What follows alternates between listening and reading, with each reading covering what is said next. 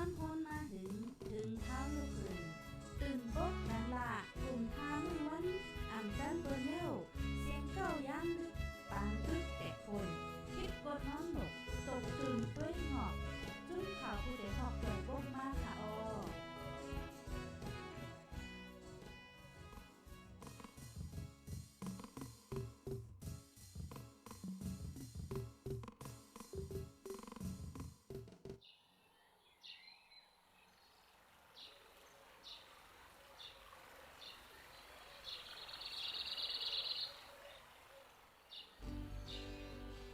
สิ่งแวดล้อมหลีตัวมีสายแต่จันอยู่ลีละเพอย่าแทบไม่เผาป่าตาไรล้มมาเสยกัดเย็นตาให้ไรลับเพเขียนสภาวะป้องกันปลุกต้นไม่นานน้ำตา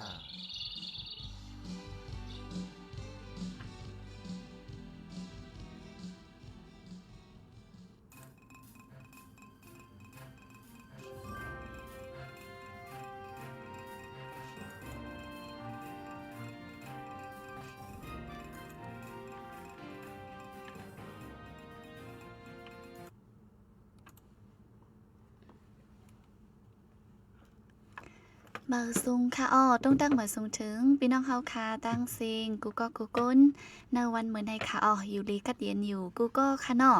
เมื่อในก็มาครบทบจอมค่ะเฮายิงขึ้นหอมแลตังโหเบากว่าลีไล่และเฟนใหญ่ใต้เวงเก้งใหม่เฮาไหนค่ะตีเนอร์ตอนรายการแหลกลายปันตั้งหันถึงอุบโอจอมกันรายการเฮาค่ะวันพุธไหนค่ะเนาะย้อนเปิดว่าเมื่อในก็แมนเนอร์วันที่29เดือนธันวาคมเดือนออกตุลาปี2525นะคะวันพุธปีใต้เฮาคาก็2แห่ง1ปากไป19นี่เลิน12มื้อ9ค่ำนะคะเอาครบทบกัน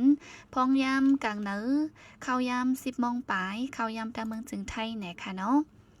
อ๋อค่ะเมื่อในอยู่ดีเลยตั้งเลยเซเข้ามาถ่อมยินเป็นแห้งอยู่ในก็ต้องตักมาจอมไลค่ะเนาะก็ตีอุบอู้กันหลายอันหลายมิ้วอยู่ในค่ะเนาะจิมเอาเงาลายดีดังเมืองไทยแต่หลายอันหลายรองค่ะเนาะจอมหนังพี่น้องเฮาค่ะสังว่ามีดีใครหูอำนั้นก็ใครหลักลายตั้งหันถึงไหนจึงก็ฮับตอนอยู่กูก็กูก้นไหนค่ะตีฮบทบอุบอู้กันกว่า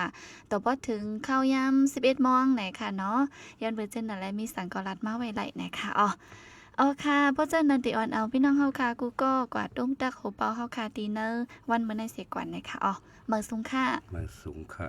ค่ะพบทบกันแทงตีเนอร์รายการเฮาค่ะวันพุธค่ะเนาะเอาครับ เมื่อนั้นก็วันพุธแทงวันก็เมื่อนั้นได้อยู่ในเงาลายอันคนเมืองคนบ้านคนเมืองทั้งหลายและคนไทยพี่น้องคนไทยเขาเป็นนั้นกันว่าน้อมส่งพระนางเจ้าสุสวรรค์คาใดหนอพระนางเจ้าศิริกิติ์เจ้านางหอคำตนที่เก่าและ5,000 ปีหลงอันเป็นเมเจ้าแห่งถึงไทยอันเฮาขานับยามมากูปีในวันที่12เดือนออกัสในวันเมแห่งชาติอันนั้นเกี่ยวกับลองเอาเจ้านางหอคำอันใดนอนเพห่มปูนอนเพกว่านั้นก็เฮาขาชื่อเป็นพี่น้องไตตั้งอันไรฮู้ลองทางเสียอำฮู้ลองตั้งอันคอเกี่ยวข้องกันตั้งซื้อสายไทยแน่ตั้งในเลือดของในหอค่ำแหล่แล้วฉะนั้นแล้วก็เตฮู้พองนั่นเหมือนจังป้าเอาเงาตนอันแต้วค่ะหรือเสียเขาคาหยุ่มย้ำนับถือเจ้าพาดนเรศวรก็เปิดก้องไก่ทั้งแต้วค่ะทั้งเจ้าคำไก่น้อยได้สังกันไม่มาถึงปานคุณเอาคำตนที่เก่าเนาะเจ้าภูมิพลอดุลยเดชและเจ้านางหอคำศิริกิติ์ฉะนั้นก็เนาะมันก็มีลองก้องไก่อันเฮาคาเลยปึงอิงหมุนเงาเขาเจ้าให้แลการนับยำเฮาก็มันก็ที่ไรว่าเสียงเลี้ยงเสอันคุณหอกคำไทยเฮาคากูเจ้ากูตนนั่นพอมาแตกต่างกูเจ้าใน10เจ้าในไหนเฮาคานอกเส10เจ้านั้นก็มีเจ้าพระนเรศวรเนาะ เนาะอยากก็คุณคำตัวที่เก่าภูมิพลอดุลยเดชและพนังเจ้าเศรษฐกิจก็บ่ชังแน่ในเหมือนจังว่าเมื่อไกลนั่นน่ะคุณคำเจ้าพระนเรศวรเนี่ยก็ได้จำกันตั้งเจ้าคำไก่น้อยเสิแลในสายเลือดใต้เนี่ยมันก็บ่ลาดถึงเจ้าพระนเรศวรในใต้เฮาขาก็ได้ฮู้ถึงกูก็แกบ่มาลาดถึงเจ้าคุณคำตัวที่เก่าและนางหอคำตัวที่เก่าเนี่ยก็เกี่ยวกับรองอันพี่น้องไทยเฮาเมื่อเลยค่ายย้ายเข้ามาอยู่ที่ในเมืองไทยเนาะอันเป็นพื้นอันเป็นอันนี้เจียงเลี้ยงได้หันว่าเมื่อเหงก็ปาก63นั้นเนาะเลยว่าคนศึกไทยเฮาก็เลยว่าพี่น้องไทยเฮาป่าทั้งพี่น้องเมืองศาสตร์พี่น้องเมืองเดนของจังได๋ไว้เสเลยถอยล่นมาอยู่ที่น้ำย้อนเนาะค่ายมาติมาตั้งรักปังสั่งอะไรปักฝังไว้ที่น้ำย้อนไหนก็แม่เจ้านาทีฝ่ายไทยเขาหันว่าพออยู่ที่น้ำย้อนเนี่ยมันสำแดนดินหนาให้ค่ายเขากว่าทั้งในอีกนึงเนี่ยอย่าว่าให้อยู่ทั้งฝ่ายทั้งมาเนี่ยก็มุงด้วยกว่าหันเนี่ยก็พูดว่าอันนึงก็ปานเนี่ยวินพ้องนั้นเขาได้ว่าไทยจอยแถมก้นลูกพื้นจอยแถมก้นยิบกองกลางจอยแถมก้นทุกอย่างเก่าปันที่อยู่ที่เสาของเขาเนี่ยมันที่นี้เขาเท่านั้นเนี่ยจังกบนั้นจังให้ย้ายเข้ามาที่ฝั่งน้ำกกมาตั้งรักตั้งฐานที่หิมฝั่งน้ำกกอะไรเขาเจ้าก็เลือกมือวันยามดีนะมีหลังเฮือนอยู่10หลังปลายเนาะจำเช้ากว่า16 17หลังนั่นแหละก็เขาก็มาเตะตั้งวันหมอก3เป้าเนี่ยวันดังในวันหมอก3เป้าเนี่ยมาพี่น้องไทยก็ตั้งเจตอนเจเวงว่าจังได๋ก็ห้องว่าบ้านหมอก3หมอกบ้านหมอก3เนี่ยเว้งเมื่อถึงว่าปีเฮงก็ปาก12ต่อถึง76จังได๋คุณหัวค่ำในนั่งหัวค่ำก็เมื่อได้ฮู้ข่าวว่าพี่น้องไทยเข้ามาอยู่ในแดนดินไทยนี่แหละอันกันกว่าเยี่ยมเจอสู่พี่น้องไทยอันมาตั้งวันตั้งคงอยู่ที่วันหมอก3นั่นมือพวกนั้นตั้งเราตั้งกล้าเข้ากว่ายังไปมีคุณคำในนั่งหัวค่ำเขาเลยขี่ฮือแลกเข้ากว่าเนาะขี่ฮือแลกขึ้นกว่าก็ลงที่ตาฮือน้ำกกกันในแลกขึ้นกว่าวันหมอก3อันนั้นก็นี่ถึงน้ำใจของเจ้ามุนใหญ่ของคำในนางของคำอันปื้นเปียดก้นเมืองว่าเสื้อจากคือกวนภาษาอย่างก็เขาเจ้าลอมดูด้วยถึงว่าก็อยู่ที่ค่อยไปลอยที่ไหลก็ปื้นเปียดเนาะอันพี่น้องคนเจ้าเขาอันมาผูกยาผูกเพียนฉะนั้นจำหวยจำลอยฉะนั้นก็เขาเจ้าขึ้นกว่าเอาตั้งดีแลกว่าม่วนเมปันกว่าเอาเสื้อพักเย็นนางเขียวเสื้อหมอกหมากต้นไม้แลกว่าปุดเตียนปันให้แล้วเขาได้ผูกอันจะได้กินเพราะว่าขายเพราะว่าผูกยาเนี่ยมันก็ได้ตุ้มตื้อลองไปอยู่ดีเนี่ยลองผิดกฎหมายเนี่ยอะไรจะได้แหละคุณคำเขานั่งเขาคำกับตำตัวลงกว่านั่นนะมันเหมือนเฮาสิเลยหันห่างในเว็บไซต์ของในเพจของใต้เฮาคาหลายอันอยู่อันหันว่านางยิงไต้ตีวันเมืองหมอกจานไว้ตั้งนางหอคำจุกใหญ่กันแหละกอดเกี่ยวขากอดเกี่ยวเอาแลถ่ายรูปจ้อมกันจังนั้นบางซื่อก็บ่เสียบหูคัดตาเบิ่นนั่นน่ะเนาะติเต้นั่นอันคุณหอคำเนี่ยนางหอคำเนี่ยลงกว่าอยากใจพี่น้องใต้ในวันเมืองหมอก3นั้นป้าทั้งบริการเนาะผู้ฝ่ายห่มลมแล้วก็ร่วมกว่าบ่เตรียมทนนะเก่าว่าซึกว่าเจ้าหน้าที่ฝ่ายปกป้องพ้องงำทั้งวันเมืองในสังในก็จอมคนเป็นจอมกว่าจอมคุณคำอยู่ก็สั่งแลคนใต้เขาซ้ำกว่าไทยรูปถ่ายหางจุกใหญ่กันทั้งนางหอคำจังนั้นในกำพองก็แต่ทัดสางว่ามันทุกที่เป็นเนี่ยก็ก็มืออันเจ้าหน้าที่มีแห้งและเจ้าหน้าที่ห้ามแล้วไงก็บอกว่านางหอคำในก่อห้องมาถ่ายต้องกันได้มาจุกต้องกันย้อนเบอร์จังนั้นแหละภายห่มรวมก็เปิ้นก็จางว่าสังนั่นน่ะก็เบอร์จังไหนเลยเฮาก็ใจว่าการทางเด็กหลวงเหมามันก็เป็นการอัน เจ้านางหอคำใส่ผึกซึ่งขาวใสอำไว้เตรียมไว้สูงเพราะว่าเป็นเนื้อหอมเนื้อวังหอคำในตาเขาจะมักเข้าเผาแต่จะได้กว่าทบกับไว้สาอุบอุดปึงปังอะไรมันมีชื่อตั้งแรงหลอกสักเสกคนมีนาทีปุนพรแต่คนมาคนมีหลงเขาฉะนั้นเว้ยอันจะไหนในคนหวานคนเมืองหน่อจอมหดเตี้ยหดปลายลอยจะไหนแห้งไรๆเขาจำคุณว่าคำนั่งหอคำหลาในย้อนเบอร์เขาเจ้ามีจากผึกซึ่งขาวใสอำป้นเปลี่ยนขีดเทคนิคเต็งไว้จันสูงจันเตรียมต่อคนเมืองเป็นมนุษย์เหมือนกันกูก็ในใจเขาเจ้าเป็นที่นั้นก็เป็นในสั่งว่าตั้งคุณคำตุนที่เก่าได้สั่งตั้งนั่งหกคำตุนที่เก่าได้สั่งในคนวันคนเมืองว่าก็หักแป้งหน่อใจหักใจหุมเหมือนจังที่หมอกสามใน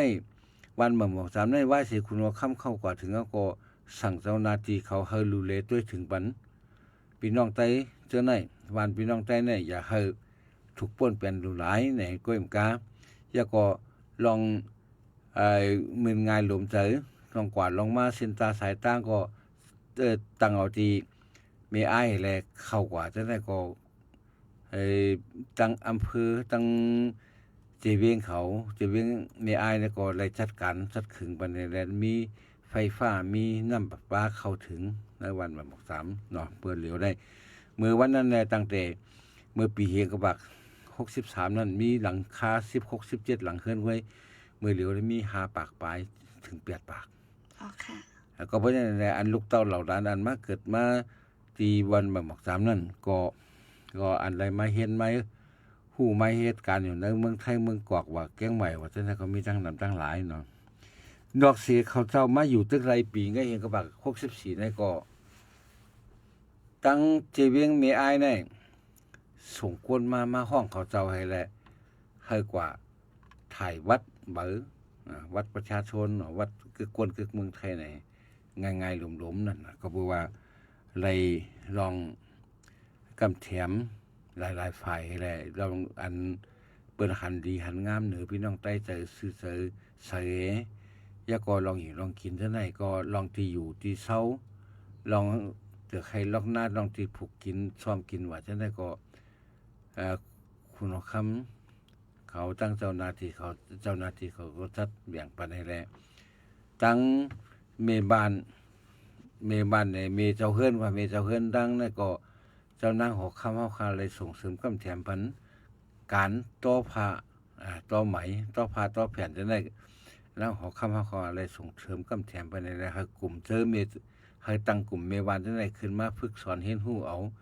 เฮ็ดอะไรต่อผ้าต่อ แผ่นขึ้นมาแล้วก็ยังมีชื่อเสียงกันผ่านต่อมือเลยที่วันบักสามมันว่าฉะนั้นมันก็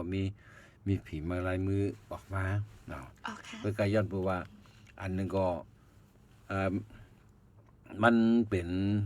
ต่อมือไหนแหละมันก็ออกเลยเสียนเป็นต่อจากนั่นน่ะเนาะก็กับผีมือว่าฉะนั้นมันก็เข้มคึกหรืออันเป็นต่อจากต่อเครื่องอันนี้เป็นอันเดมูลกุนของอันนางหกคำเจ้าศิริกิติ์เนาะพระพันปีอันไรส่งเสริมกำแถมจอยแถมพี่น้องไต้เฮาอันไรก็อยากกายกันจังได๋เปียกสำหรับพี่น้องไต้ที่บ้านเมืองหมอก3ก้วยอันไรฮับพรดีเลย3ป่วยจังได๋ในเสตาก็เฮาคาถือเป็นพี่น้องไต้เนี่ยเฮาก็ยินชมขอบคุณหมุนเงาเจ้านางหกคำเฮาอันไรห่มปูนนอนเพกว่ามื้อวันที่24ในเป็นอันยินเสียนมงเจอป้อมมีตีว่าที่สุดที่เสียงแล้วในก็ในห้องปล่อยเสียงของการเฮาคาวันเมื่อในก็ขย้อนกระว่าถึงนางพาดของเฮาคาเทศนั่นขยะมาอันนี้เกี่ยวกับรองตีอันนางหกคำเฮาคาไล่กว่าพวกปองปันพี่น้องได้เฮาคาตีวันหมอก3ต่อถึงมาวันเมื่อได้เนาะมันเหมือนเรื่องอันนั้นอันใดก็อันจับอันติดจำกันตั้งใต้เฮาคาเหมือนเรื่อง เจ้าฟ้าในเลโซในสังคุณว่าคำนางว่าคำเฮาคาตนที่เก่านั่นแหละสังไหน เป็นอันจำหรือคุณว่าคำไทยเฮาคากูเจ้าเนาะย้อนเปิ้นอันแหละวันเหมือนในก็เป็นของใต้เฮาคือ กำนำก็ติเข้าใจฮู้ป่องใสกำพองก็ติไล่หันห่างซะไหนหรือเพจออนไลน์ซะไหนอยู่เนาะมือปานเจ้าจ้างเขาเจ้าเสียงซึกเขาซะไหนก็เลยเป็นหูเป็นตาเป็นเก้ากันอันที่บ้านหมอกสามเด้ยาก็ปีเฮียงกับเขา14นี่ก็เป็นปีอันเจ้านางเงินคำไรมากก่อตั้ง SSA นะสับสึกถึงใจเฮาคาที่ในเมืองไทยในเกียงใหม่เนี่ยที่ลูกเอาที่บ้านหมอกสามนั่นเลยก็ถึงมาทบกันเฮ็ดบางกลุ่มกันที่ลำพูนนี่แหละ ก่อตั้งขึ้นมาเป็นสับสึกถึงใจย้อนเบอร์จังนั้นเนี่ยมาถึงวันมื้อไหนมันก็ตีฮอดสู่ต่อเข้าถึงวันพิงฮิตของแต้วค่ะปีใหม่เดือนเจียงใหม่นี่แหละมันก็มาคือกันจอมมันก็มากับไก่กับก้ามกันจอมอันเตเข้าขามีฟิงจัดปล่อยว่าเฮ้ยงานว่าปีใหม่กูปีนั่นเนี่ยก็มันก็หลายตีอันห่างแฮดไม่ได้สังอันที่อ่านครึ่งหลายสังฉะนั้นเลยก็มันก็ถูกไล่ป้วนขอบถึงลองอันเป็นอยู่ยามมื้อเดียวจะไหนน้องเงาลายอันเป็นอยู่ยามมื้อเดียวจะไหนก้อยค่ะเป็กซ้ำลงวงซึ่งอำห้ามเนาะอำว่าร้อยกระทงเนี่ยอำว่าแขกลีปังซ่าอำว่าปล่อยหนูไฟปล่อยฟู่ยังปล่อยออกไฟอันเขาจุดอยู่ในตอนลอยกระทงเนี่ยในตอนปีใหม่อะไรฉะนั้นก็หลวงปองซึ่งได้ห้ามเขาก็เฮาคาก็ถูกไล่ว่นขอบในใจเลยตัดสินเอาของกล้วยว่าเฮาถูกดีเฮ็ดถึงเพราะเฮาฮักฟิงเยหลีกลายเฮาฮักฟิงฮีเฮาเต้ๆไหนเฮาก็ถูกเลยเฮ็ดอันเป็นสิ่งเฮานั้นมันก็เดลีอยู่เนาะมันจะว่าพอเฮามาด้วยวันปีใหม่ไต้เนี่ยวันปีใหม่ไต้ว่าเดือนเจียงใหม่นึงคำในก้นอ่างมันได้นำจากก้อยคนเฮ็ดอันพรปังอันเกี่ยวกับรองปีใหม่ไต้เนี่ยมันเต้อ๋อค่ะเหมือนจังก็กับคาวาตีไหลวันเนาะเหมือนจังบางตีได้ก็ขึ้นป้ายพาเปิ้นป้ายไว้นิ้วป้ายเข่งเวทีอันจัดไว้คอนเสิร์ตว่ามีนักร้องชื่อใหญ่เสียงลงว่าอย่างฉะนั้นเห็นเลยว่าฮับตอนปีใหม่ก็ดีส่งสั่งปีเก่าก็ดีเนาะอันเฮ็ดเต้ๆเกี่ยวกับฟิงเฮาเนี่ยแม่ก็ยังขันว่าขาดอยู่ขาดจึงหือในฟิงเฮาค่าปีใหม่กันมานั้นหนึ่งได้ก็มือกูปอกได้เฮาค่าก็สิวันเปิดเสียงฮับเสียงกันมานั้นมันก็สิมีคนหนุ่มยิงใจมาปื้อมากวนกันแหน่อุบกันเล่ากันในใส่กองไฟสีข้าวหลามข้าวปุกเผาข้าวปุกเนี่ยสีข้าวหลามเผาข้าวหลามเนี่ยสีข้าวปุกเนี่ยกินกันให้ได้เปิดปีใหม่พอได้ปีใหม่แล้วก็บอกมือนอนให้ค่ำก็เฮ็ดเขานำส้นป้าเนี่ยเอาเข้าเหมือน้ำเหมืออันตึกลูกตีหน้าเผามาที่เฮือนนั่นนี่แหละกว่าลูกกว่าตันสังฆาเจ้ากับลูกกว่าตันที่วัดที่ว่าให้มันบ่เป็นขวัญเข้าอันไรมาเข้าอันไรมาเจ้าอ่อนไรมาอ่อนตางเบิ่นนั้นให้มันบ่เป็นขวัญนาเข้าขวัญนาเฮานี่แหละให้มันมักปรุงออกดีกว่าเมื่อนาเลยมีใจหยุ่มยำจังซั่นแหละจังว่าวันปีใหม่นั้นเป็นวันลูกเข้ามาเป็นวันลูกเข้ามาเนี่ยก็ไปทางอันก็บ่ลูกเข้ามาแล้วเนี่ยรับ15ป้อนลูกตานกระว่าลำหูก้นเฒ่าจะได้เป็นฟิงเฮา1ปี1ปอกเนี่ยโหปี1ปอกเนี่ยมันได้เป็นฟิงที่ไหนก็กำนำอันเฮาซ้ำกว่าเข้าใจว่าปีใหม่เนี่ยเดี๋ยวมีนักร้องแต่ละมีคนห้องความแต่ละมีผู้ชื่อเสียงใหญ่อันนี้พอมาตัวตั้งว่าอันปีใหม่อันมาเนี่ยตั้งอันป่วยเนี่ยมันเป็นป่วยอันมันเป็นตัวกึกมันก้อยเป็นกาผากมันก้อยอำใจรักมันนั่นเพราะว่ารักมันได้มันก็จะเป็นการดูความหมายเนี่ยเป็นฟิงฮิตของเต้ของเฮานั่นการเฮ็ดป่วยเนี่ยมันจากการฟิงเฮาก้อยการมันเป็นตัวประกอบเพราะใครว่าตัวประกอบในตัวกึกเลยมันมากไว้เหมือนจังคำวัน เดินเจงคำบรรทับเสียงนั้นเดินที่12รับนั้นเข้าเตก้นหนุ่มก้นสาวในตีมาคอนก่อนกันตีในเมื่อกูบอกได้กลางวันเนี่ยตีในกลางวัดก็กลางของวัดเนี่ยแล้วฉะนั้นเห็นแหละเพราะว่ากลางวันเนี่ยมันก็จะมีหวักความกันเนี่ยเฮ็ดความหวักกันด้วยปืนมาก้อนเสียวกันเนี่ยหยอกกันเล่นกันอะไรเปิดใช่ข้าวยามคาข้าวยามฉะนั้นเห็นแหละเปิดเสียงเปิดฮับเสียงอันในการเปิดฮับเสียงเนี่ยมันก็เป็นตอนหนึ่งอันว่ามีสั่งอันนั้นมันใจปึงลงมันมีเป็นจะได้ว่าเป็นขอ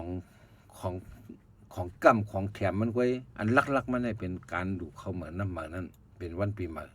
อันนั้นเป็นฟิงเฮาก็เพราะในบ่อยู่ถึงมาเขาก็ลืมแบบลองอันที่1ไงกว่าเอาลองอันที่2ได้เป็นใหญ่ยันเบอร์เช่นนั้นแหละปีนี้ตีก็เรียกไล่ฟิงเงแต่เฮาค่ะอันจัดที่วัดกุตากูปีนี้ก็เฮาคาเตกึดหรือแบบเกี่ยวกับลองคอนเสิร์ตว่าเฮาว่าผู้ของความก็กับปีใหม่เฮาคาเตมีอยู่ปีใหม่เฮาคาเตลูกเข้ามาน้ำมาอยู่ในวันที่20นั่นอันตกแม่นวันที่20นั่นยาก็กลางค่ำก็เฮาคาเตมีอยู่ฮับเจ๋งก็กับอำใจของความอำใจคอนเสิร์ตเฮาคาเตมีปังตั้งกาตั้งแหวนในแลอ่อนกัน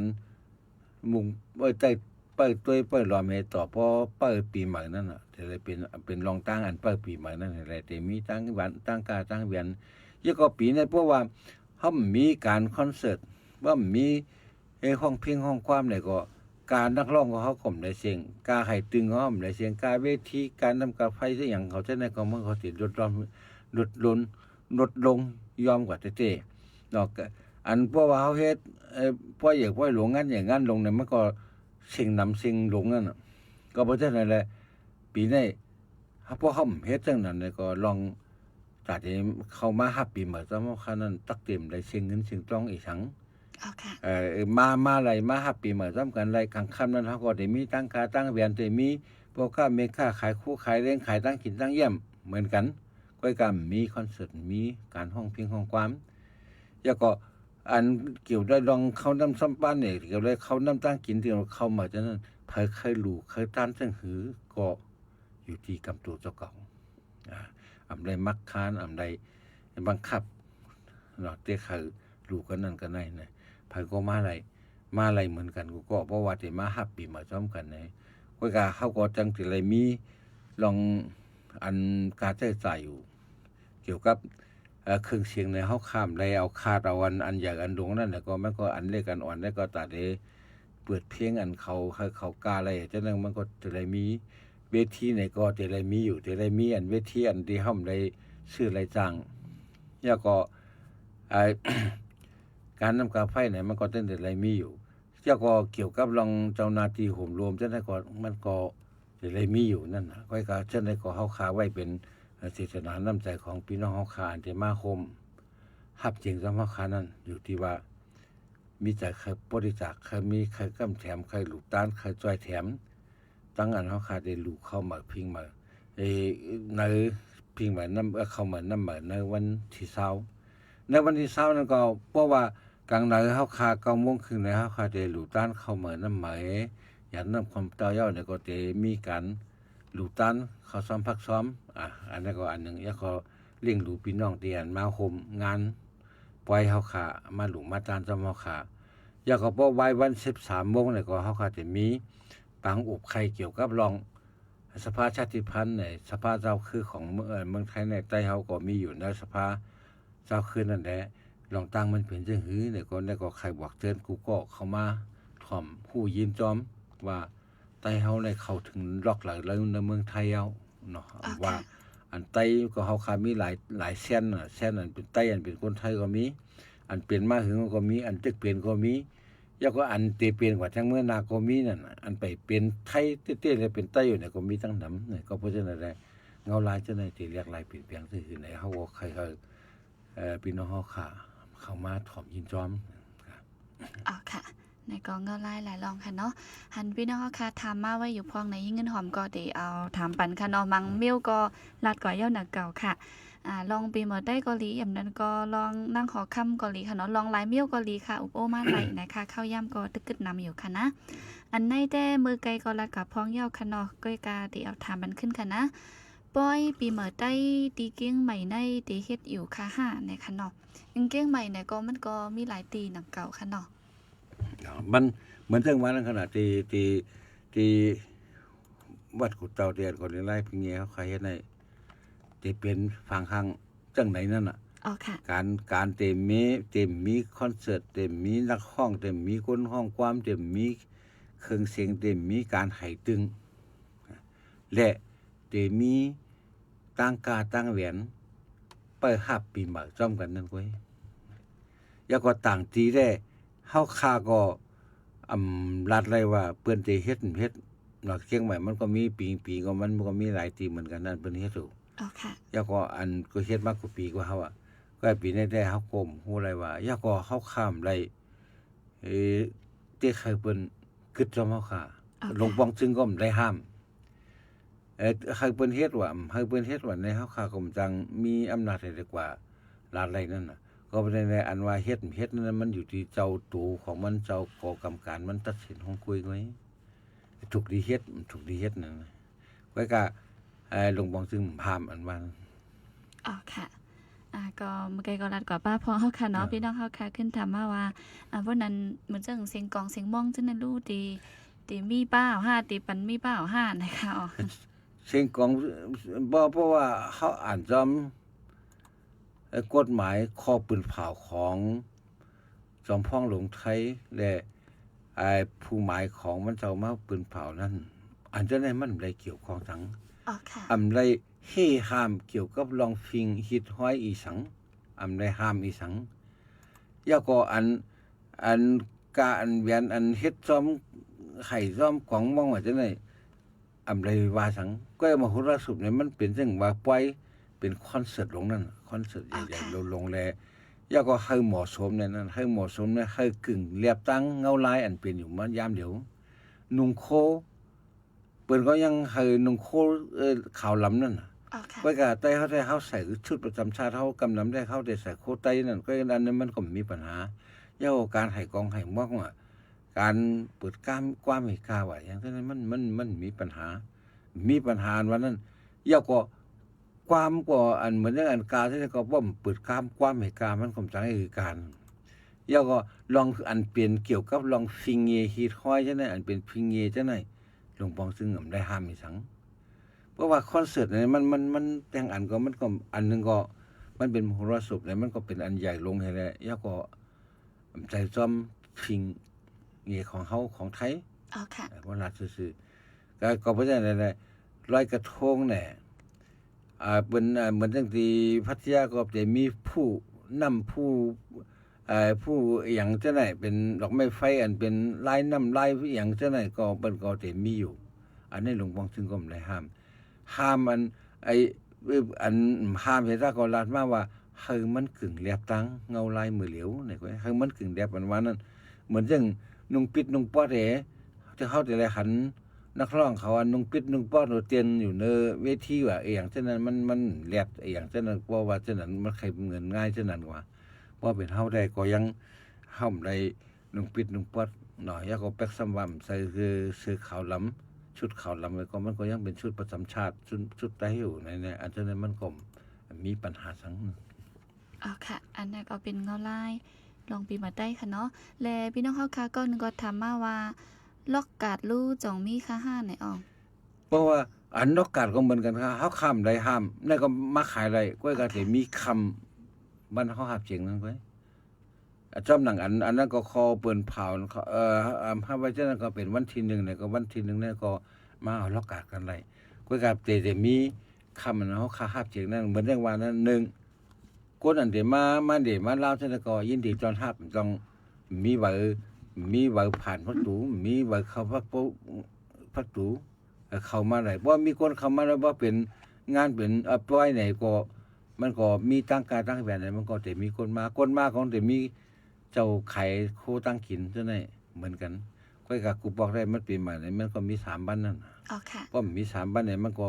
การใช้จ่ายมันเหมือนจัง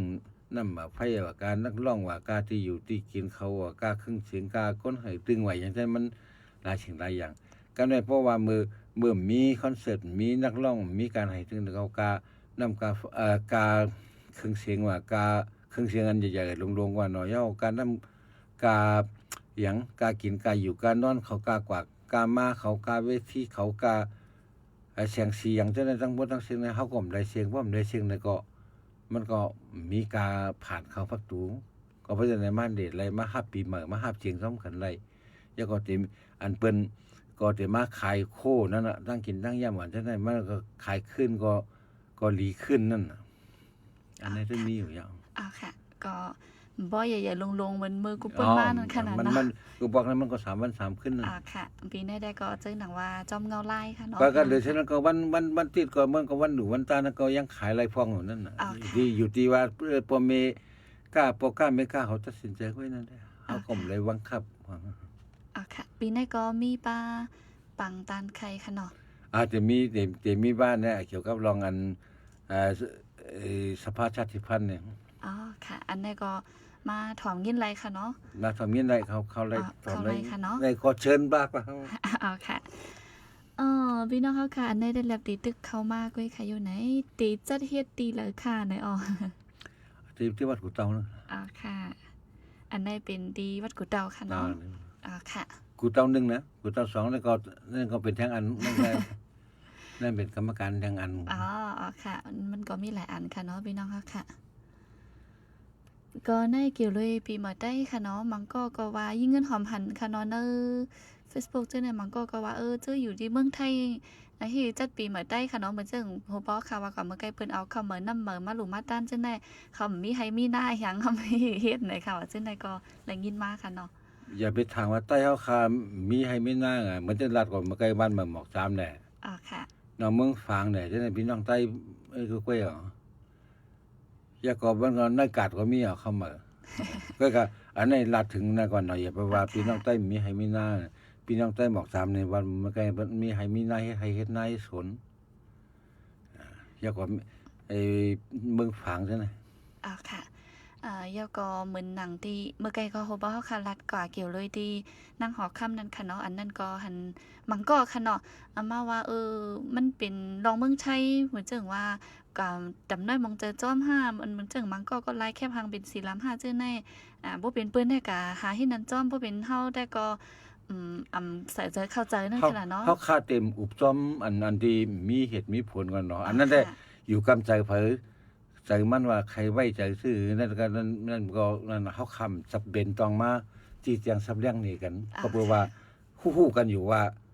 ใครหาเรื่องกันใครย่าใครมันสุกสักอ่อนๆบ่มีกว่านี่นั่นค่อยเฮาคำอุบจ้อมจังเพราะเอาการถืออันวางแต่ถุลีจัดเฮ็ดลูกก่อนอ่อนนะคะว่ะอันนี้ก็เป็นตั้งหยิ่มยำของไผของมันค่ะก็เหมือนว่าค่ะเนาะเฮ็ดอะไรอยู่ไล่มันก็มีหลายตั้งนั่นขนาดเนาะเหมือนจังว่าเฮาค่ะได้เฮ็ดถือ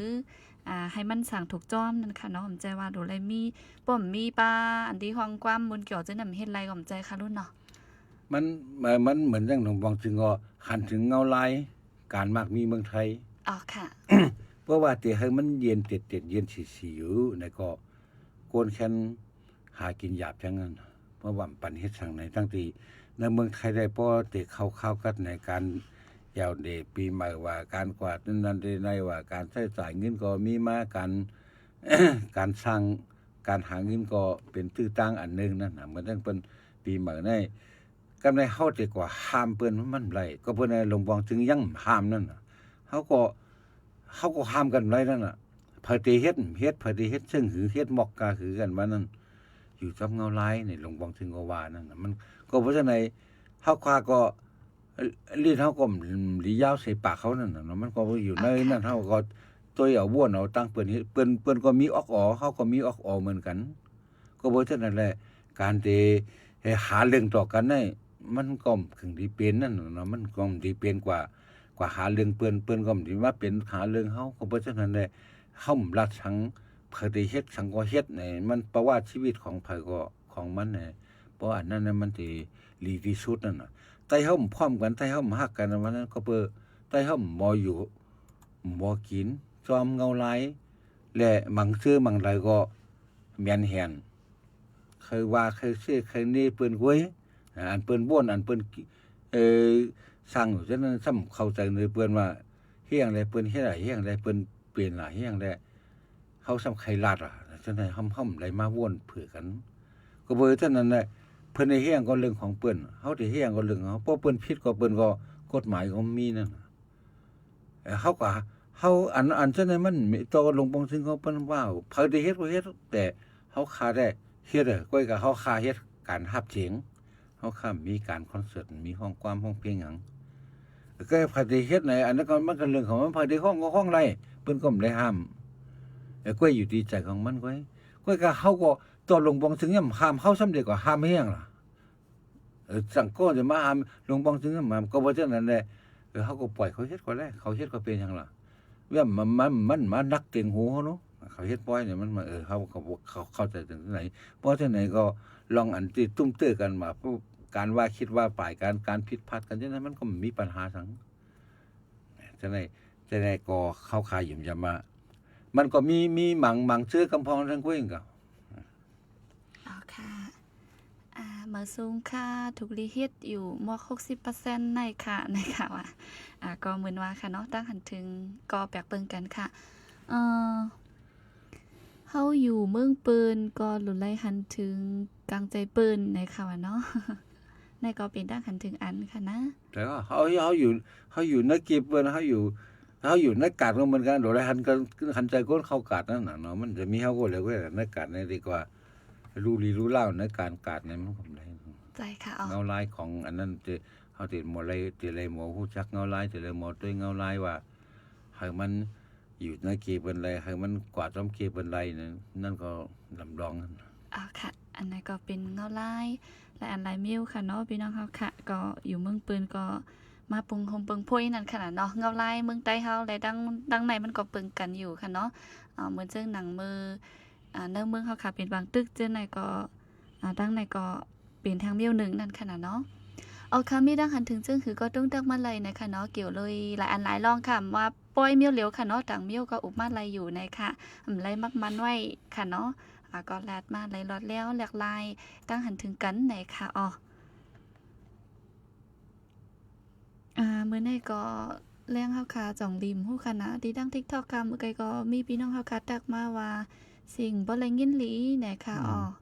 ยิ่งเงินหอมถอมด้วยซ้ำยินเหลวค่ะน้ำนั้นก็ติเป็นย่อนตีโฟงหือไหนค่ะมือบวงวางในมันบวงวางในมันก็เปลี่ยนย้อนไปเลยอากาศเนาะอุตุของมันอย่างไรก็เปลี่ยนเลยนะค่ะได้บ่กว่าป้อยเงินเสียงน่ะนะคะว่าอันนี้ก็อยู่ที่กลางใจไผมันค่ะเนาะดีกว่าซึ่งในค่ะพี่น้องเฮาค่ะค่ะวันนั้นมื้อนี้เข้าย่ำก็ตึกๆอยู่อีดออดไหนค่ะเนาะต้องตักมาเลยค่ะเลยว่าดัง TikTok เฮาค่ะได้ก็มีเห็นแห้งนำไว้ค่ะนะมื้อนี้ถ่อมยินจำอยู่ปากปลาย2ปากค่ะเนาะขึ้นลงๆไหนค่ะเหมือนจังบ่เฮาขามาตัวยไหนกวนอันลัดอยู่เนาะดีเฮ็ดปล่อยว่าดีเฮ็ดว่าฉะนั้นมันเขาได้เฮาค้ำได้เอาปล่อยนี่เป็นอย่างนั้นน่ะเนาะแต่ลองอันว่าเตลูกเข้ามาในเฮาไปยินพลัดถามให้ก็หลีห้ามดีนะการลูกเข้ามาเนี่ยมันเป็นการฟิงปีใหม่ของเฮานั่นลูกเข้ามาแล้วก็อันที่มีอันถามมาว่าเข้ามาดีกว่าเอาเข้ามากันแล้วมาไตอยู่เมืองไทยไตมีเมืองไทยไตมีนามีเงินตั้งดำตั้งหลายค่ะนะอันนี้ก็นี่ก็เปิดนั่นเลยว่าอันเฮาว่าการอันเป็นฟิงที่เฮาเต้ๆเพิ่มถามมันว่าเป็นป้อยว่าเป็นป้อยว่าดีเปลี่ยนว่าดีเฮ็ดว่านั่นไงก้อยการนั้นลูกต้านเข้ามาจะได้เป็นฟิงที่เท่าล่ะมันปีใหม่นะกับอันนี้มีเผยรัดซ้อมก็มีเผยถามพวกบอกว่าสนใจลองปีใหม่กว่าจะได้ลอกป้อยมึงได้ก็เรียกหลายจอมก็หลายค่ะเนาะเหมือนเดิมติดทำกันก็ป้อยจีแล้วมีผู้ห้องก้อมก็เลยว่าล่ะเชื่อในค่ะนะเหมือนว่าค่ะเนาะอันลำลองคำบางปอกก็เฮาค่ะก็ได้ลืมแปดนั่นขนาดเนาะอันตีว่า อันการฮับเจ๋งฮับปีใหม่นั้นมันก็เป็นกูเจอจัดเหมือนจังว่าปีใหม่ไทยปีใหม่อีสังก็ยาววันปีใหม่สากลปีใหม่โลกก็ยาวอ่ะมันก็เป็นอันการเมืองเหลอเงาลายเป็นจังหือเนี่ยเป็นก็อยู่จ้องเงาลายเมืองนั่นน่ะเหมือนจังเมื่อโควิดป่นมานั่นก็เป็นก็เมืองเหลออันติดโควิดเมืองเหลออันเป็นโควิดนำในเป็นก็กว่าจอมเงาลายของมันอยู่นั่นน่ะเมืองเหลออันที่ติดอันที่จับโควิดเนี่ยเป็นก็ขึ้นกว่าฉะนั้นมันก็เป็นจอมธรรมดาของสภาวะของศาสตร์กวนเฮากูโก้นั่นก็การอันที่อยู่ซ้อมสภาวะนั่นเป็นชอบเป็นเสียงเป็นแน่เฮาอ่ะกำนำเลยอันอยู่ซ้อมสภาวะมันนี่แหละเปลี่ยนเปลี่ยวฉะนั้นมันอันบางอันในมันก็เป็นเหมือนอย่างว่านะอาหารเฮาลิทามก็ว่าในวันปีใหม่นี่มันเกี่ยวข้องกันตั้งใจซื่อเฮียงแหละแต่เฮายุ่มย้ำซื่อแล้วว่าเอาวันปีใหม่นี่เป็นวันลำลองเฮียงการดูเข้ามาจังได๋เฮียงมาไว้ในวันปีใหม่จะได้เฮาพิงอันปีใหม่นี่มันเป็นจังได๋อันจังนั้นมีไผสนใจว่ามีแต่สนใจว่าลองปล่อยลองนักร้องลองดีเฮ็ดนี่นะคุยอันที่หนึ่งอันลำลองเขาก็ไรสนใจนั่นอันเขาสนใจหัวนี่บอกว่าสนใจลองปล่อยลองอย่างนั้นลองปล่อยลองอย่างที่นั่นลองเถียงกันนั่นลองพิดกันนั่น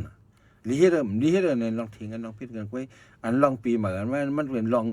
องหาความรู้ลองถามกันว่าเป็นความรู้อะไรที่ไรเอาช้อนลูกช้อนนางว่าเมื่อนานเนี่ยห้ำถามกันห้ำสนใจกัน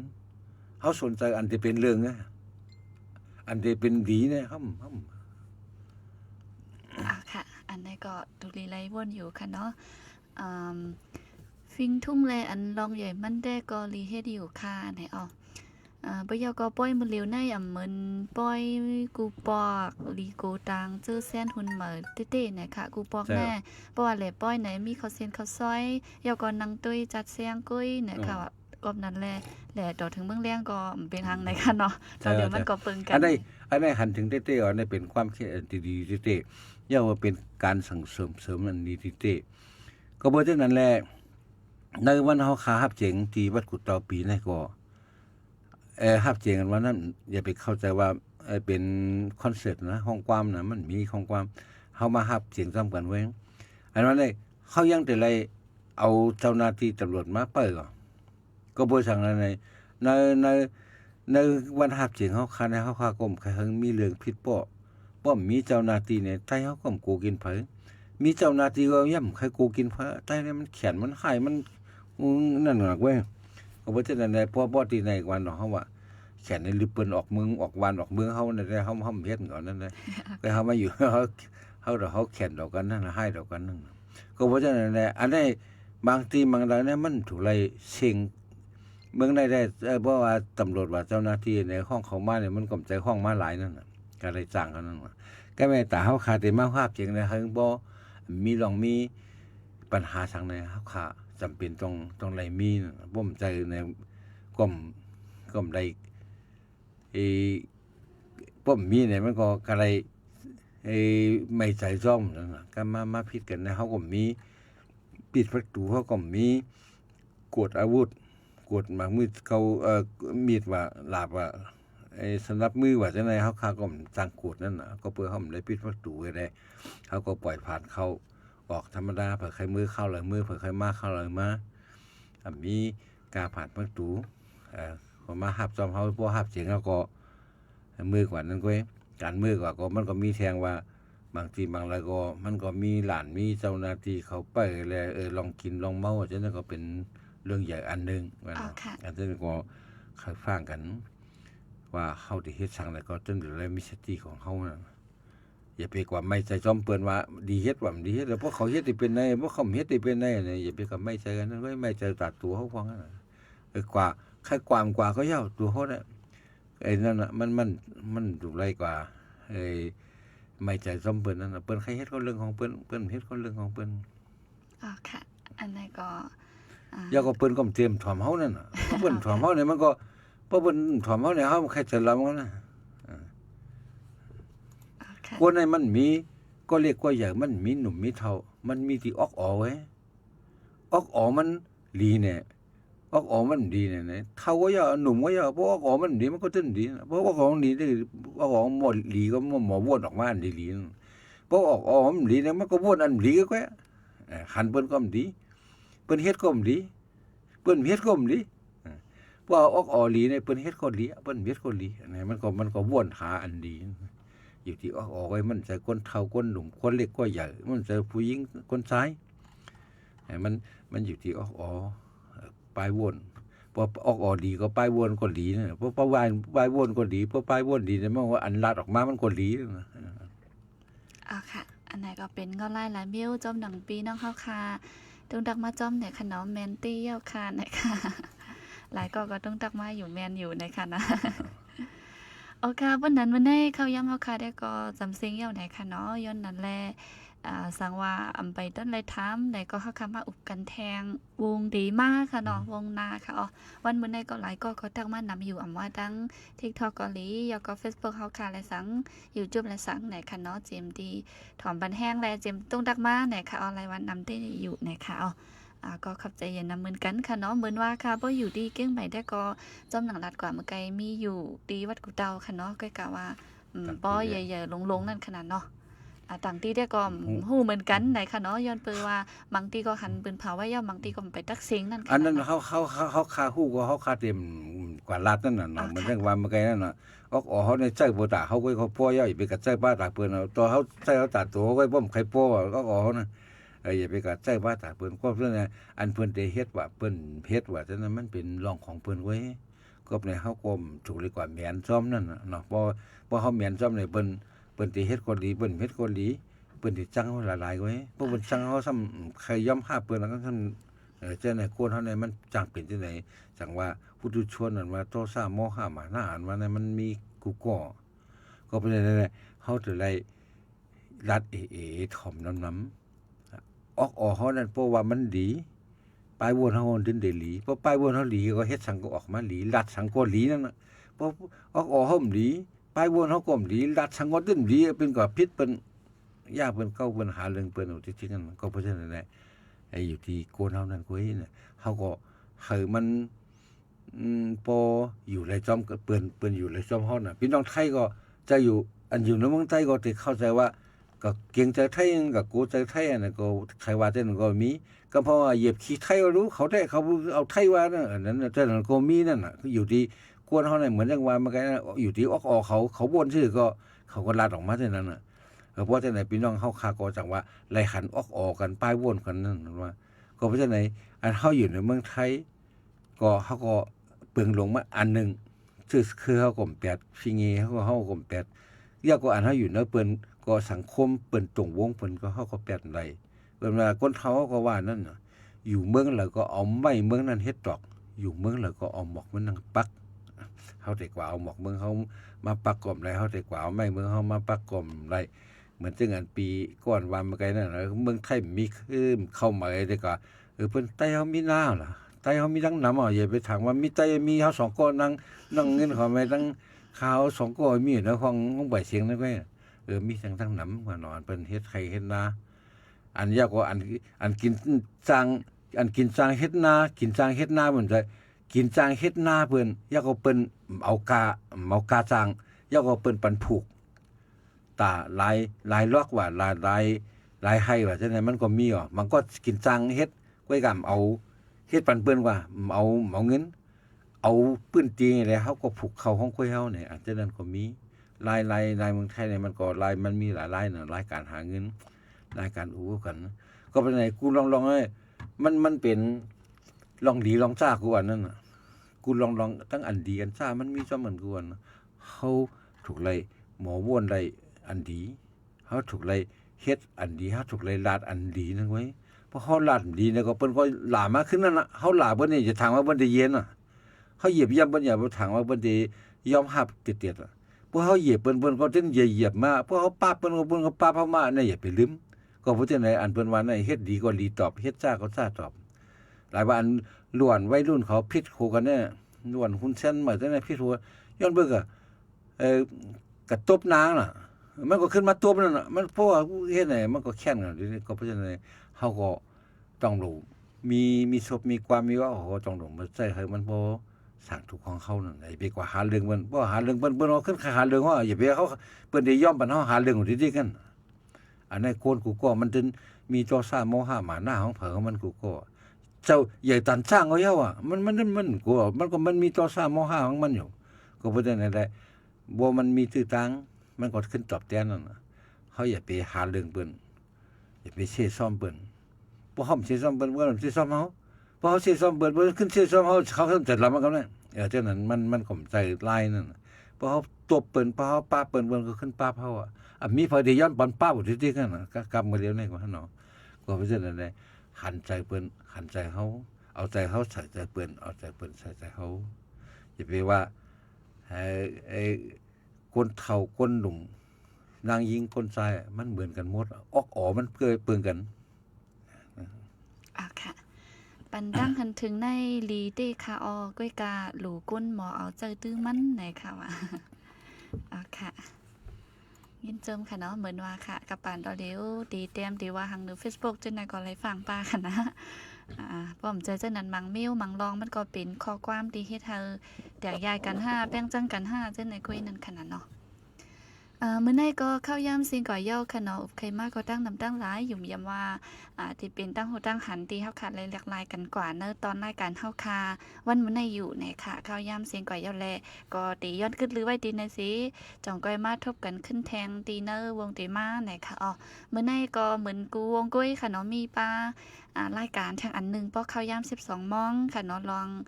แห่งการยิงตาลองเพ่งเป้งไหนค่ะนอกสังว่าใครฮู้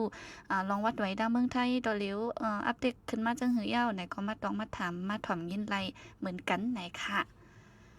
ค่ะเพราะฉะนั้นจังได้มีสังแทงตีใครส่งสังรัดถึงพี่น้องผู้ถ่อมยินเฮาค่ะเนาะนั่นล่ะมันก็เนาะเฮาว่าปีจำเสียงปีเย้าเนาะเดือนนานแล้วก็เมื่อเดี๋ยวก็เดือน12น่ะเพราะว่าติเต้ในผู้มือคูพวกได้ปีใหม่ไตไหนมันมีมจะเฮ็ดกันกว่าเฮาเฮ็ดกันปล่อยยุกยองเจ้าคู่หมอลิกไตไหนมากไว้เนาะอยู่ตีนั่นแหละข้าวตั้ง60 ปีนะเฮาก็เฮ็ดปล่อยยุกยองเจ้าคู่หมอลิกไตก็เพื่อว่ายุ่มยำว่าลิกลายปลายกรรมของเฮาได้เจ้าคู่หมอเขาสืบยิบกรรมตื้อมาปานเฮาฆ่าสืบพุทธมาปานเฮาฆ่าต่อถึงฮอดมือเฮาฆ่าได้แหละเป็นการยุกยองเขาเจ้าก็ได้ปีใหม่ใต้ไหนมันก็เตะมาเมื่อ40 ปีปลายไว้เสอันตั้งปอดของว่าเมืองใต้ปอดของเฮาค้าได้เป็นตีตั้งอันจำตั้งปืนจำตั้งเมืองมาหลงนั่นให้แหละเอาขึ้นเอานั่นมาสร้างเป็นปล่อยคือคุกทบปีใหม่ใต้เนี่ยเป็นวันปีใหม่ใต้เนี่ยเอานั่นให้แหละมาตึกสร้างมามือข้าวตังบอก40 ปีปลายเนี่ย40 ปีเท่านั้น ก็เบิ่นนั่นแหละอันปีใหม่ใต้ได้เบอร์กูบอกนั้นมันมีแต่มันก็มีอยู่ก็มันก็เฮ็ดอยู่หังมันนั่นน่ะมันลูกเจ้ามาก็สุขนาสิตายแล้วก็คงเขาพักเขานำพักซ้อมแล้วก็ตั้งเข้าเหมือแต่ในเมืองเขาได้ตั้งที่วัดที่ว่าก็เปิ้นหัวหุงกินนั่นน่ะตั้งเขาสุขเขาสารเข้าเหมือนั่นเอากว่าลูที่วัดที่ว่าให้แหละอันจะในมันเป็นงานปีใหม่กล้วยกาเฮาเลยเป็นมาควันตุ่มตีเลียวกันนี่แหละเฮ็ดกล้วยกาเป็กสมามันเฮ็ดเนี่ยเหมือนจังวานเก่าวานปืนเมื่อครูบอกได้มันก็มาควันกันตุ่มกันที่ในวันเนี่ยในกลางโขงสนามให้แล้วก็เพิ่นมาตบมังนิ่มกันไปฮับเจงเลยก็บ่ยอกก็เพิ่นมือก่อนเพิ่นเมื่อมันมีปล่อยมีลามสังมันก็มาผักมีอย่างก็เอามากินผักมีข้าวหลามก็เอาข้าวหลามมาเผากินกันเอาผักมีข้าวปุกก็เอาข้าวปุกมาจีเรื่องกันแล้วก็บ่าวสาววันเตอวันหรือมาโฮมกันเนี่ยปอกเตอปอกเหนือมาโฮมกันเนี่ยปื้อหมักก้อนกันในเฮ็ดความบากกันในหมอกกันนั่นไว้บ่ฮับเจเงาเนี่ยเปิ้นก็ปอกมือเพิ่มมันอยู่ที่ไม้เฮ็ดที่กลางของวันเนี่ยก็ปอกมือบ่อย่าปอกมือเอาเดี๋ยวก็เบิ่งแล้วมาก็เอาเข้าซ้อมพักซ้อมเนี่ยเข้าเหมือน้ำเหมือจังได๋เพิ่นก็รู้ที่ว่าหมอกกันนั่นไว้อำเลยมาคอนตุ่มกันได้เป็นป้อยเป็นล้ำกดอึกขึ้นอึกเหมือนไหนก่อนเนาะก็ ย้อนนั่นแหละเขามีอยู่เสียซ่าก็เขาได้เฮ็ดเกิดเลือกเตี้ยว่าก็ได้ถึงมาข้าวตั้ง40ปีได้ก็มาอ่อนกันจัดเฮ็ดเป็นทีหลายทีนึงให้แลเฮ็ดให้หลายพวกหลายหย่อมมาคอนกันมาโฮมกันได้มามีการเอาการมวลกันซื้อในการห้องเพียงห้องความได้เป็นลักเป็นใหญ่ให้แลเป็นโชงกันมานั่นน่ะโชงกันมาน่ะก็ได้ลองปีเหมือนเตี้ยๆลูกเข้าเหมือนน้ำเหมือนจังได๋ยังเหมือนจังว่ามาไกลนั่นน่ะมันบ่มีผักใครสูงรัดถึงปีเหมือนเนี่ยได้รัดถึงรองจังได๋รัดถึงเป็นป้อยรัดถึงนักร้องรัดถึงชื่อนักร้องอาจจะได้ไว้น่ะก็บ่ได้เฮาคาดูเพราะว่าปีเหมือนเนี่ยถูกเลยพุกจะได้ว่าเฮาได้สังเฮาได้หาเข้ามาที่หลังปีไหนเข้าตีใครมันดีเสียปีกายนี่เป็นมีจึงหือมีแผนสือลายวนลายสั่งมาเปิดมาแชร์ประสบการณ์กันมาปันตั้งหูตั้งขันกันว่าปีหน้าเนี่ยเงาลายวันเมืองที่เป็นไหนการกล้าขายการหากินเลี้ยงต้องแต่หยับผืดจังไหนแต่ง่ายหลวมจังไหนเนี่ยเปิ้นก็ปันตื้อตั้งกันฉะนั้นเป็นการครุบทบกันปีใหม่เป็นการปันตั้งหูแลกลายกันมันจึงอาจเฮามาเฮ็ดสัมมนาเนี่ยปังไข่เนี่ยปังต้านไข่เนี่ยอย่างเช่นอันนั้นเนาะก็เพราะฉะนั้นเนี่ยก็เขาคาคุกจะอะไรกันน้ำต้นพรดีมันเป็นอีสังมีอีสังเฮาที่ไรเลือกเอาที่ไหลเนี่ยเฮาอย่าไปกว่ากวังหมดที่ว่าเฮ็ดปล่อยเนี่ยปล่อยเนี่ยนั่นก็อันลองเฮ็ดปล่อยแล้วมันก็อยู่ที่เงาลายของไผของมันเนี่ยไผใครเฮ็ดก็เฮ็ดเฮาใครกว่าก็เฮาก็ดูยะเพราะยาเพิ่นคนยาปล่อยเนี่ยเพิ่นก็เพราะเมืองไทยอะไรจ่ายกาเสียงนั่นก็ว่ายาปล่อยเพิ่นก็เพราะฉะนั้นเนี่ยเขาก็ว่าเขาห้ามประเทศก็เปิ้นก็ถอมเฮาหลวงปองจึงย่ำห้ามนั่นน่ะมันมาห้ามให้หยังในเปิ้นปฏิว่านั่นน่ะก็เพราะนั้นแหละพวกเฮารัดได้ดีสิเปิ้นพวกเฮารัดก็เปิ้นหลาเฮานั่นพวกเปิ้นหลาเฮาทำใจลำเขาก็หลาเพิ่นเฮาทำใจดีพวกเฮาก็หลาเพิ่นเฮาทำใจดีพวกเปิ้นหลาเฮาใจลำเนี่ยมันก็ไปถูกกันก็เพราะนั้นแหละเฮาขาแต่ถึงปีใหม่เฮาขาก็เอาลายโคมตุ่มคอนตุ่มกันเหมือนๆเนี่ยเอาลายหลีเอาไล่หลีใส่ไอ้หูกันนี่แหละเอาป้ายวนดีหลีเวียงกันเอาไล่เฮ็ดไล่สร้างดีหลีแหละไอ้เรียกปิ่นกันในจังนั้นมันก็สิเป็นรองหลีตาสุดท้ายเฮาคากูก็อำว่าตรงวงเฮาเนี่ยอำว่าซื่อจัดซื่อคือเฮาแหละแล้วตั้งปืนตั้งเฮาอ่ะฉะนั้นเหมือนเฮาอยู่ในเกพี่น้องไทยก็เหมือนกันเพราะเฮาตั้งดีใส่ปันเขา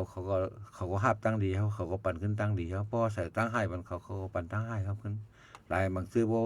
เคยลืมออกนอกเมืองเป็นกำนั่นเนาะเพราะเขาก็โป้กันผิดกันเนาะอย่างซั่นน่ะ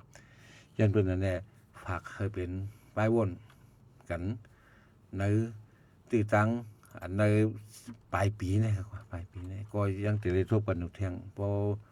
วงที่มาเนาะยันนั้นก็บ่ได้ก็ย้อนฝากกันให้ก่อนค่ะยินจมกับใจเย็นนำค่ะอีกป้าทั้งพี่น้องเขาค่ะจื้อมาทำกินปันแห้งแต่บ่สุดนะคะตังจำนึงจม่วงค่ะนะ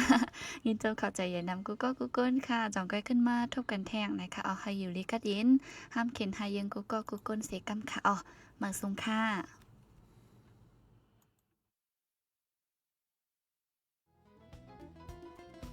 ผู้โดยหอกคานปาก